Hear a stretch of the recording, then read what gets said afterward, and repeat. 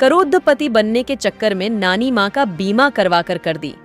हत्या बीमा राशि पाने के लिए, बीमा राशि हड़पने के लिए हत्यारे ने चली गहरी चाल। सपेरे को कॉन्ट्रैक्ट देकर नानी माँ को सांप से डसवा नानी माँ की हुई मौत। नानी माँ की बीमा राशि पाने के लिए हत्यारे ने की थी साजिश। मामले में 3 लोग गिरफ्तार, बीमा कंपनी से राशि भी निकाल लिया। हत्यारा नाती आकाश पटेरिया करता है कसाई का काम। साजिश में सपेरा और LIC बीमा एजेंट भी शामिल। मृतिका रानी पटेरिया उम्र 70 वर्ष को मई के महीने में लाया था संबलपुर, जहां हुई मौत। देखिए दातार सिंह पवार की यह खास खबर।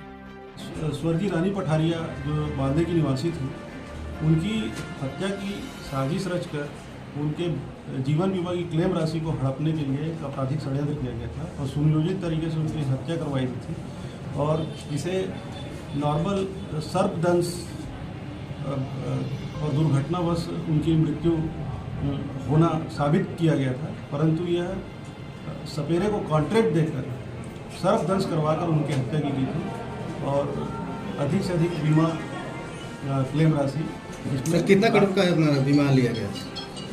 इन्हें 50 लाख रुपए की एक्सीडेंटल जीवन बीमा पॉलिसी ली गई थी, जिसका वार्षिक प्रीमियम 3 लाख रुपए के लगभग था और इसमें एक ही पॉलिसी का प्रीमियम पटाया गया था। और उस पॉलिसी लेने के 5 महीने के बाद ही उनकी सांप से कटवा कर हत्या करवा दी गई। सर इसमें जो LIC मैनेजर, उनका क्या भूमिका रही सर? LIC मैनेजर की भूमिका की अब जांच की जाएगी, अभी आगे इन्वेस्टिगेशन बचा हुआ है। सर 3 आरोपी गिरफ्तार हो चुके हैं? 3 आरोपी गिरफ्तार हुए हैं। सर आरोपी से उस मृतिका का क्या संबंध था?